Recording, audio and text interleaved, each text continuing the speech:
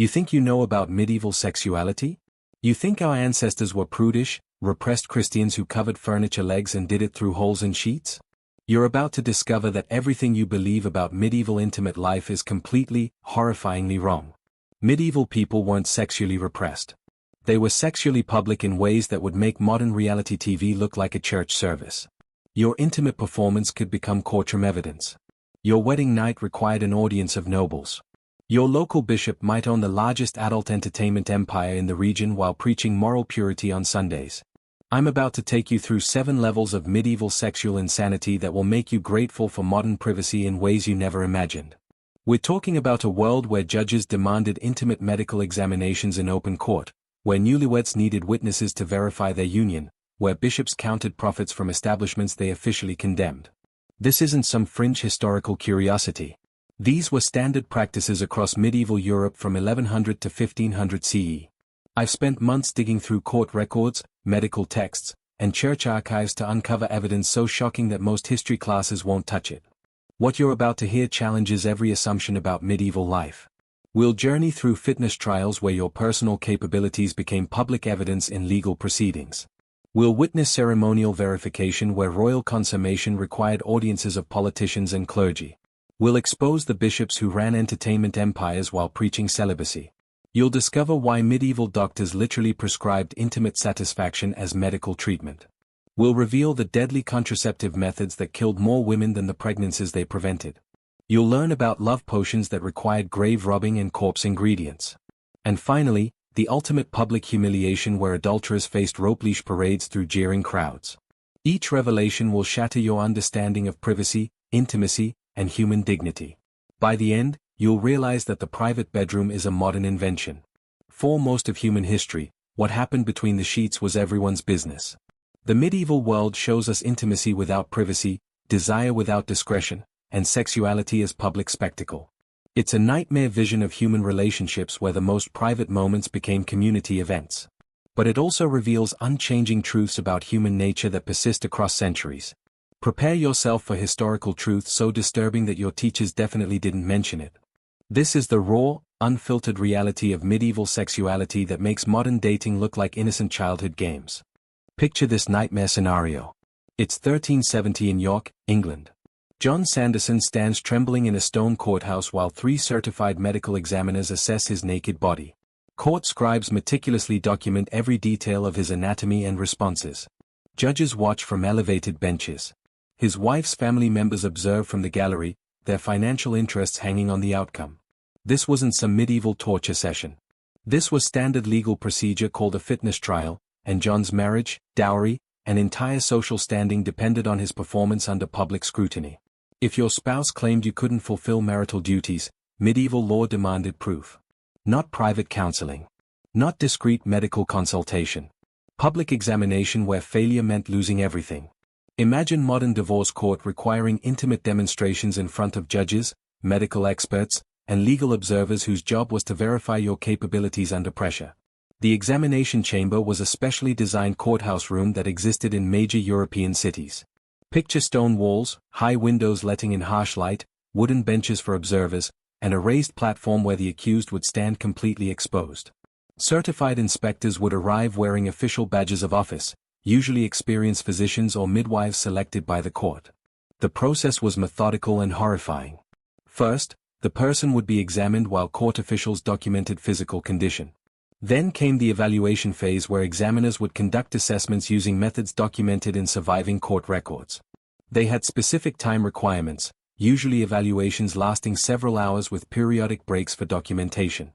Court recorders would note everything: physical responsiveness, reactions to stimulation, overall fitness for marriage. Medical experts would look for signs of incapacity or dysfunction. All of this happened while judges, lawyers, and witnesses observed from their benches, sometimes offering commentary or asking questions. The documented cases reveal the brutal reality. John Sanderson's condition was described in clinical terms suggesting serious medical issues. His wife had initiated the trial after 3 years of unconsummated marriage, claiming economic damages from the failed union. The court records preserve his humiliation in excruciating legal detail.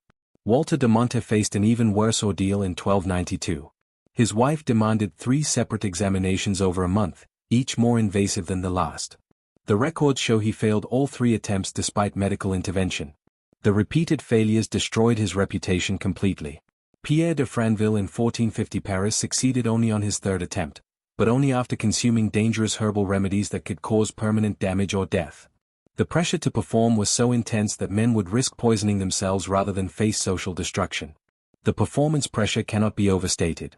Multiple attempts were technically allowed, but each failure exponentially destroyed your reputation.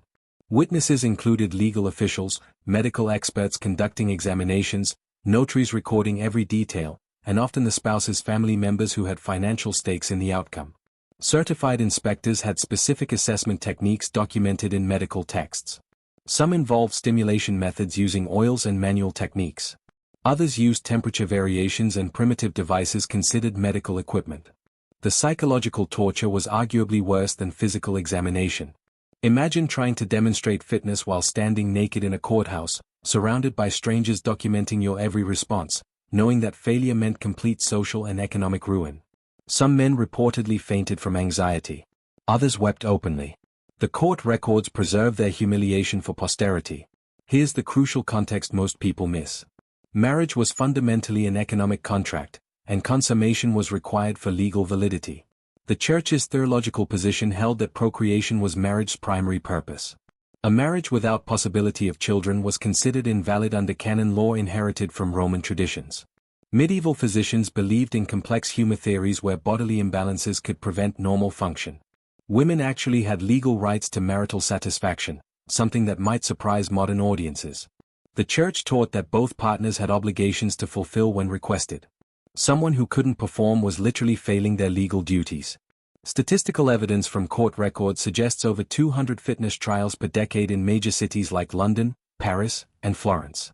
The success rate for maintaining marriages after accusation was less than 30%. Social consequences extended beyond the immediate couple. Entire family alliances could crumble, dowries would be returned, business partnerships dissolved. This makes modern relationship counseling seem like absolute paradise. Today we take medical privacy for granted. Your intimate performance is between you, your partner, and maybe your doctor. Nobody's conducting examinations in courtrooms. No committee of inspectors is evaluating you while scribes take notes. The medications, devices, and procedures available today would have seemed miraculous to medieval people facing these trials. We've completely forgotten that intimate privacy is a relatively modern invention that didn't exist for most of human history. If fitness trials were invasive, royal wedding nights were absolutely horrifying public spectacles. In 1445, 15-year-old Margaret of Anjou married King Henry VI of England. On her wedding night, 23 nobles, clergy members, and court officials crowded into the royal bedchamber to witness consummation. They weren't waiting outside the building or in adjacent rooms. They were in the actual bedroom, positioned around the curtained bed, listening for sounds and watching for movement. The Archbishop of Canterbury stood at the foot of the bed, blessing the union while the terrified teenage couple attempted intimacy for the first time. Without this witnessed consummation, the marriage that united England and France would be considered legally invalid. Imagine your parents, priest, and employer watching you on the most nervous night of your life. That was royal protocol in medieval Europe. The ceremonial preparation was a horror show of public humiliation disguised as celebration. First came the undressing ritual where bride and groom would be disrobed by their respective relatives while wedding guests sang songs and made crude jokes. Every item of clothing removed was accompanied by cheers and inappropriate commentary. The bride's mother and aunts would remove her dress while commenting on her body's readiness for childbearing. The groom's male relatives would undress him while making jokes about his capabilities and offering last-minute technical advice. Then came the procession to the bedchamber through corridors filled with drunk wedding guests who would throw things at them, supposedly for fertility but often just for humiliation. They'd be forced to drink blessed wine mixed with alleged enhancement herbs. They'd eat special foods like oysters and honey cakes while enduring constant commentary from the crowd. The priest would bless the bed itself, sprinkling holy water on sheets where consummation would occur. Special prayers would be said for fertility, for quick conception, and for adequate male performance. The curtains around the bed would be drawn, but they were often thin enough to see shadows and movement. Witnesses positioned themselves strategically around the room, some near the bed to hear sounds, others by the door to prevent anyone from leaving before completion. Royal examples are the most well-documented and horrifying.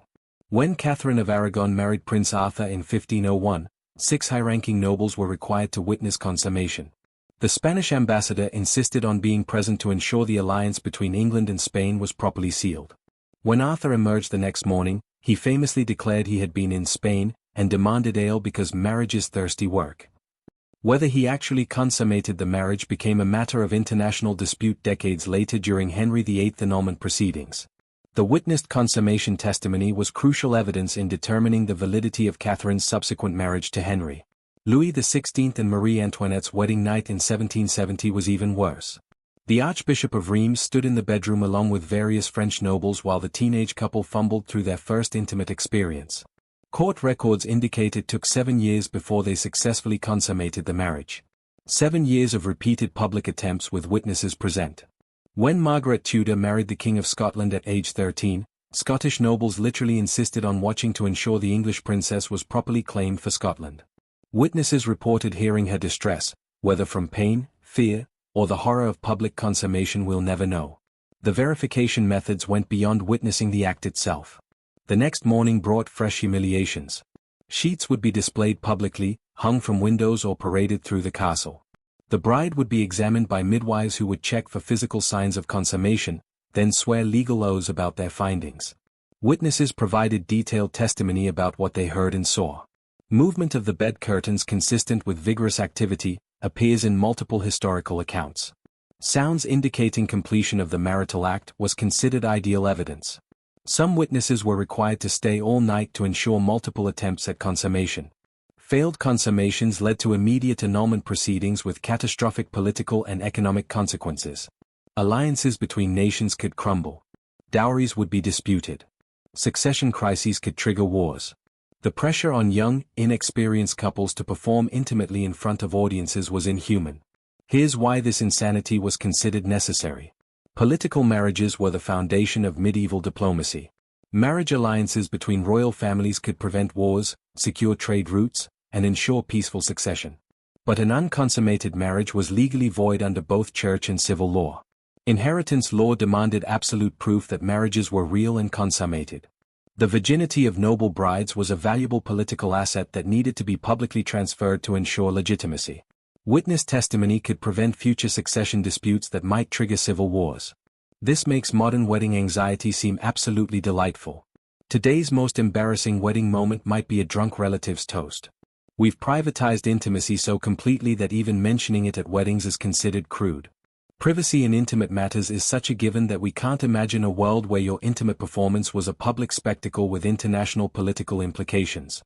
Here's where medieval society reaches peak insanity.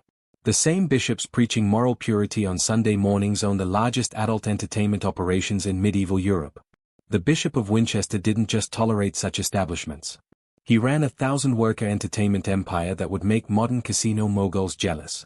18 separate establishments in Southwark, just across the Thames from London, employed over 1,000 women known as Winchester geese. These weren't hidden operations run by criminals. They had official signs, published price lists, and the bishop's coat of arms displayed prominently above the doors. The profits from these establishments funded the construction and maintenance of Winchester Cathedral. Every prayer uttered in that holy space, every hymn sung to God's glory, was literally paid for by the adult entertainment industry. The hypocrisy is so staggering it defies modern comprehension. Imagine if the Vatican owned Las Vegas strip clubs while the Pope preached celibacy. The Winchester operation was a sophisticated business empire operating in Southwark's Liberty of the Clink, an area under the bishop's direct legal jurisdiction. The buildings had distinctive architecture with large windows facing the street where women would display themselves to attract customers. The famous Boar's Head establishment could accommodate over 100 customers per night. The Cardinal's Hat specialized in higher-class clientele, charging premium rates for women certified disease-free by the bishop's physicians. The bishop's officials maintained detailed financial records that survived in church archives. Weekly profit reports showed earnings of £20 to £40 per establishment, equivalent to hundreds of thousands in modern currency. The licensing system was remarkably bureaucratic. Women needed official permits renewed annually for fees. They paid weekly sin taxes directly to church coffers. Special fees were charged for working on holy days, though adult entertainment was technically banned during Lent, a ban widely ignored with payment of additional fines. The recruitment system was especially disturbing. The annual Goose Fair was ostensibly a hiring fair for domestic servants, but everyone knew its real purpose.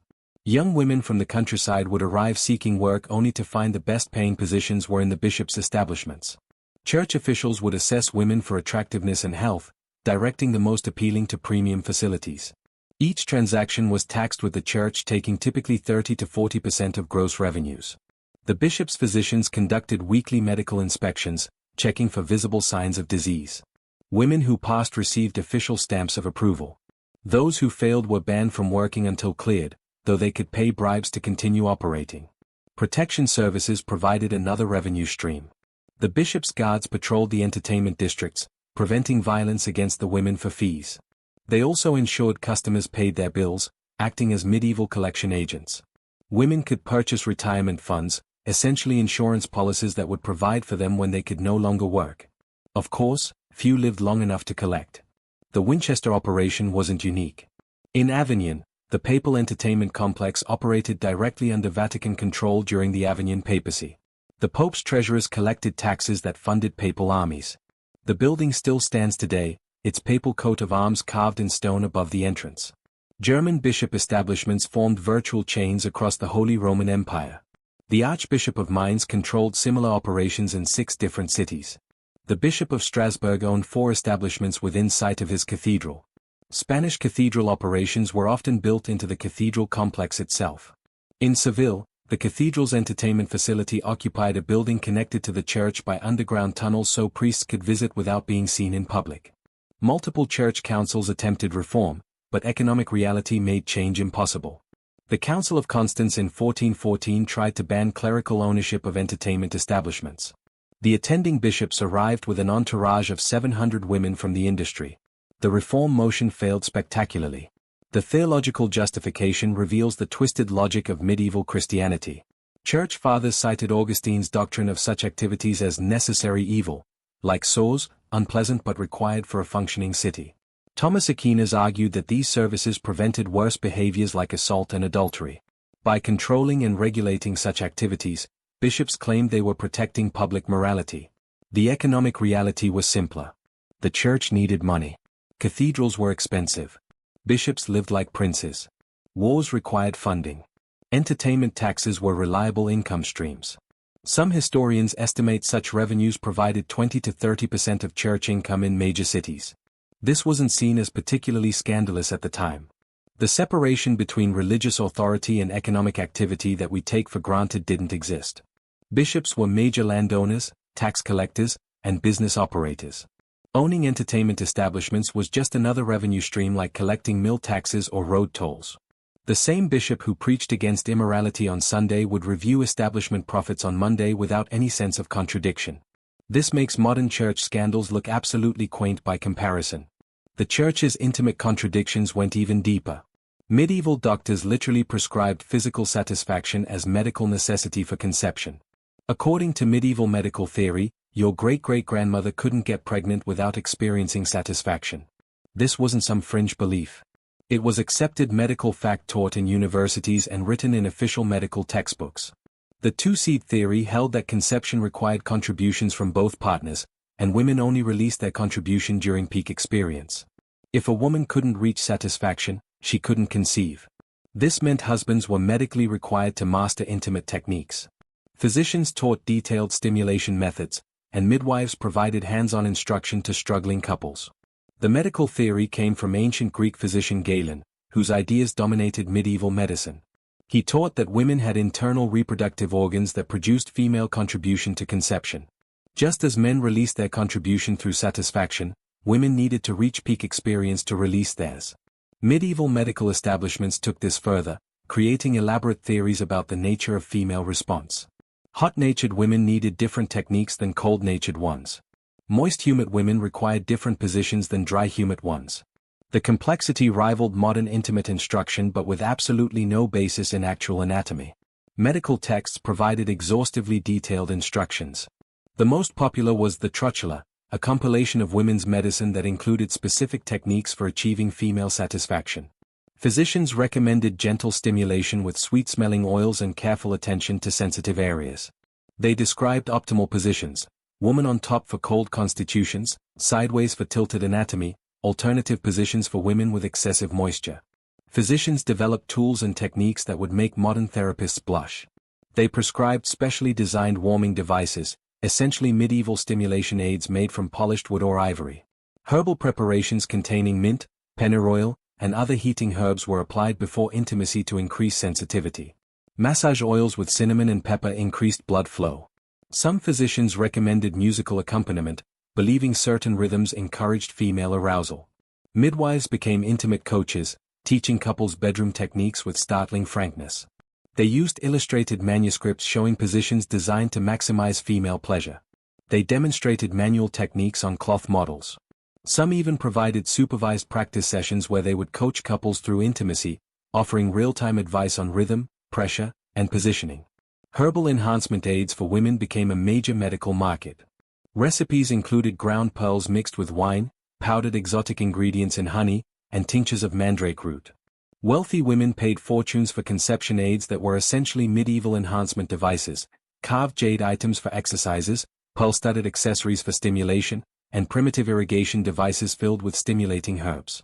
Case studies from medical texts reveal the clinical approach to female intimate dysfunction. One physician described treating a merchant's wife who had failed to conceive after 3 years of marriage.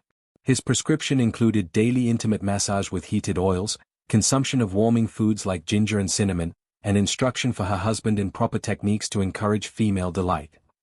After 2 months of treatment, she conceived. The satisfaction was credited with the success. The Church's position created mind-bending contradictions. Pleasure for its own sake was sinful, but pleasure for procreation was mandatory. Confessors had to thread an impossible needle, condemning women who enjoyed intimacy too much while also condemning those who didn't enjoy it enough to conceive. Confessional manuals reveal the impossible position this put women in. They were supposed to confess enjoying intimacy as sin, but not enjoying it enough to reach satisfaction was also problematic. One manual advised priests to ask women whether they responded appropriately to their husband's efforts and whether they felt the release necessary for conception. The contradictions between medical advice and religious doctrine created a shadow economy of intimate knowledge. Midwives would privately teach what priests publicly condemned. Medical texts circulated in convents where nuns provided reproductive health care. Women shared conception secrets that were essentially satisfaction techniques disguised as fertility treatments. Unlike later eras where female desire was completely denied, medieval women had medical authorization to demand intimate satisfaction. Court records show women citing lack of satisfaction as grounds for annulment. Medical texts advised husbands that failing to pleasure their wives was failing in their marriage duties. This makes medieval doctors seem more progressive than physicians in the 1950s. Victorian doctors would later deny that respectable women experienced intimate pleasure at all. Medieval physicians, for all their flawed understanding, at least acknowledged female intimate response as medically important. If prescribed satisfaction sounds progressive, medieval contraception will make you grateful for modern medicine. Women literally risked death with every pregnancy prevention attempt. The ingredient list reads like a recipe for disaster: exotic animal substances, heavy metals, toxic plants, and bodily waste. These weren't folk remedies whispered between peasants. They appeared in medical texts written by university-trained physicians. Women would insert dangerous pessaries into their bodies before intimacy. They drank potions containing mercury that could cause organ failure. They used lead-based solutions that caused permanent nerve damage. Every attempt to prevent pregnancy could end their lives. But the alternative, another dangerous childbirth or another mouth to feed, seemed worse. The barrier methods revealed desperate ingenuity mixed with dangerous ignorance. Crocodile dung wasn't randomly chosen. Its alkaline nature actually does have contraceptive properties. Egyptian medical texts from 1850 BCE recommended it, and medieval physicians copied ancient wisdom without understanding why it sometimes worked. The problem was sourcing. Most European women used any animal waste available, telling themselves it was the exotic variety. Horse, cow, and pig waste became substitutes, introducing dangerous bacteria. Honey and plant gum combinations were slightly less lethal. Acacia ferments into acid which has contraceptive properties. Mixed with honey's antibacterial qualities, it created a barrier that had some effectiveness. Women would soak wool or lint in this mixture, forming primitive barriers. Sea sponges soaked in various substances were the most sophisticated barrier method. Women would use vinegar, lemon juice, or wine as soaking solutions. The acidity could prevent conception, and the sponge created physical barriers. Mediterranean women had access to natural sea sponges, while Northern European women used whatever absorbent materials they could find: moss, rags, even bread. Animal membrane barriers represent the closest thing to modern protection. Sheep intestines, fish bladders, and pig bladders were cleaned, stretched, and sometimes sewn into sheaths. These were expensive, reusable, and primarily available to wealthy families. They were tied on with ribbons and had to be soaked in warm milk before use.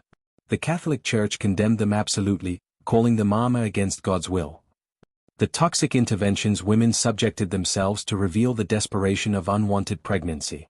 Mercury-based potions were known to prevent pregnancy by slowly poisoning the woman. Physicians prescribed small doses, claiming they cooled the womb.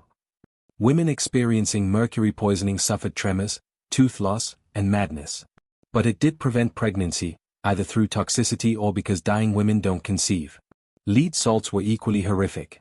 Women would drink solutions containing lead compounds known as sweet salt for their taste. Others used lead-based vaginal applications. The resulting lead poisoning caused severe abdominal pain, constipation, and eventually brain damage. Skeletal analysis from medieval cemeteries shows young women with lethal levels of lead concentration, likely from contraceptive use. Copper sulfate applications were recommended by Arab medical texts translated into Latin. Women would irrigate internally with copper solutions after intimacy. While copper does have contraceptive properties, the concentrations used caused severe chemical burns. Medical texts describe women suffering permanent scarring and infection from these treatments. The herbal cocktails were marginally safer but still potentially lethal. Pennyroyal tea could prevent implantation but also caused liver failure. Rue, Queen Anne's lace, and tansy were commonly used but required precise dosing. Too little was ineffective. Too much was fatal. Women shared recipes like 7 seeds of Queen Anne's lace chewed daily, or rue tea drunk during menstruation. The magical methods seem absurd but were taken seriously by desperate women. Weasel reproductive organ amulets were worn around the thigh during intimacy. The organs had to be harvested during specific moon phases and preserved in honey. Mule A wax mixed with honey was applied internally. Mules being sterile made their A wax contraceptive by sympathetic magic. Dead infant hands, preferably from unbaptized babies, were worn as amulets. The black market in infant corpses for contraceptive magic was documented in several witch trials. Menstrual blood rituals occupied a strange space between magic and proto-science. Women would save their menstrual blood, dry it, powder it, and secretly feed it to their husbands in wine or food. Exotic animal organ suppositories required fresh organs from black cats killed during specific astrological conditions. The organs would be dried, ground, mixed with herbs, and formed into pessaries. The association of cats with witchcraft made this particularly dangerous. Archaeological evidence from medieval latrines shows cat bones in unusual concentrations near convents and establishments, suggesting widespread use. The desperation driving these dangerous choices stemmed from medieval women's impossible situations. Repeated pregnancies destroyed women's bodies. The average woman who survived to menopause had experienced 8 to 12 pregnancies. Childbirth was the leading cause of death for young women. Poor families couldn't feed additional children. Yet the Church condemned all contraception as interference with divine will. The knowledge networks that preserved contraceptive information were entirely female. Midwives passed recipes to apprentices. Wise women sold herbs and instructions. Workers in entertainment industries shared professional knowledge. Convents, ironically, became centers of contraceptive expertise. Male refusal to practice withdrawal created much of the contraceptive burden. While withdrawal was also condemned by the Church, it at least didn't risk poisoning. But men who refused this simple method forced women into increasingly dangerous alternatives. Court records show women begging husbands to spill seed outside, and being beaten for the suggestion. This makes modern birth control look like candy in comparison. We've forgotten that for most of history, preventing pregnancy meant risking death. Forget flowers and chocolate. Medieval romance required corpse parts, bodily fluids, and bone marrow from dead children. In 1320, Beatrice d'Anasol stood trial in France for feeding her menstrual blood to her lover mixed in wine. She wasn't some isolated madwoman. She was following established recipes from grimoires that circulated among desperate women seeking love. The shopping list for medieval love potions reads like evidence from a serial killer's basement: ground bones from unbaptized infants, organs from recently executed criminals, bodily fluids harvested during intimacy, brain tissue from doves, and powdered human heart. These weren't metaphorical ingredients or poetic exaggerations. Women literally robbed graves, bribed executioners for corpse parts, and collected their own bodily secretions in pursuit of love. The human ingredients required careful sourcing and preparation. Children's bone marrow was considered most potent, especially from children who died before baptism. Women would bribe gravediggers or sneak into cemeteries themselves to harvest fresh bones. The marrow had to be extracted within 3 days of burial using heated needles. It would then be dried, ground, and mixed with honey and wine. Menstrual blood collection required planning and privacy.